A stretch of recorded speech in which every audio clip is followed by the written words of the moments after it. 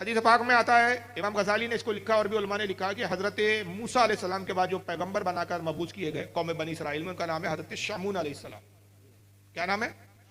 शामून। और उनके बाद फिर एक और नबी है हजरत शामून के बाद, हजरत यूशा, यूशा इब्ने नून पूरा नाम ये। 6 लाख आबादी की तरफ ये भेजे गए। उस जमाने में कैसा होता था, जो अंबिया आते थे और रसूल जो होता था 4 रसूल है सिर्फ, बाकी नबी 1,24,000 कमोबेश है। अलग अलग खित्तों के लिए अलग अलग नबी भेजे जाते थे। एक शहर में एक नबी होता था, या एक मुल्क में एक नबी होता था, दूसरे मुल्क का दूसरा नबी, ऐसा होता था। तो इनको जिस कौम की तरफ नबी बनाकर भेजा गया हजरत यूशा अलैहिस्सलाम को, उसकी आबादी 6 लाख की थी। ये गैर तबलीग की 3 लाख लोग हजरत यूशा पर ईमान ले आए। 3 लाख लोगों ने ईमान नहीं लाया। आधी की कौम ईमान लाई, आधी ईमान नहीं लाई। यूशा अलैहिस्सलाम ने बहुत समझाया, बहुत समझाया, बहुत समझाया, थक गए। अल्लाह से दुआ की, मौला इस कौम को हलाक कर दे, अब ये हिदायत नहीं पाने वाले। अल्लाह ने फरमाया, यूशा तुम तन्हा निकलो, पूरी कौम पर अजाब भेज रहा हूं।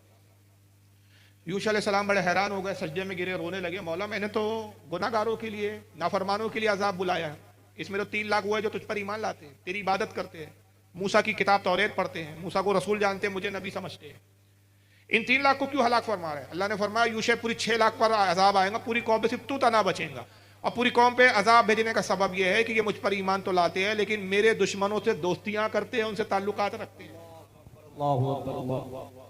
पूरी कौम पर अजाब आया, 6 लाख की 6 लाख तबाह हो गई। और इसी को कुरान अजीम ने बयान किया है सूरह मुजादिला, कुरान की सूरत सूरह मुजादिला, आखिरी आयत जहां सूरह मुजादिला खत्म हो जाती है। खालिक कायनात इरशाद फरमाता है, ला तजिदू कौमन युमिनूना बिल्लाहि वल यौमिल आखिर युवादूना मन हाद्दल्लाह व रसूल। ए महबूब, तू नहीं पाएगा उस कौम को जो दावा तो करती है कि ईमान लाए अल्लाह और आखिरत पर, अब दोस्ती करते हैं अल्लाह रसूल के दुश्मनों से।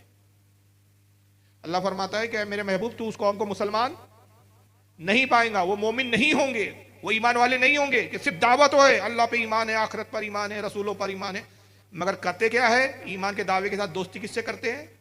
अल्लाह रसूल के दुश्मनों से, गुस्ताखों से।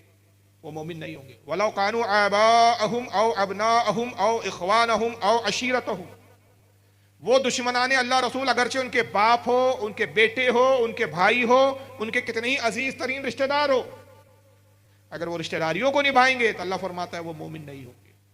ईमान रिश्तेदारी की बुनियाद पर नहीं है। ईमान का ताल्लुक रसूल और अल्लाह के मोहब्बत से है। ये कुरान में सूरह मुजादिला में, हदीस नहीं है कि आप ज़ईफ़ बोल के इसको टाल दो, मौलवी का कॉल बोल के छोड़ दो कि बरेलियों की बातें हैं। ये कुरान है। मौलवी साहबान वही सुनाते हैं, देवबंदी वहाबी ऐसी ऐसी बातिल हदीसें सुनाते हैं, या तो एक तो हदीसें सही नहीं होती और धोखा देते हैं।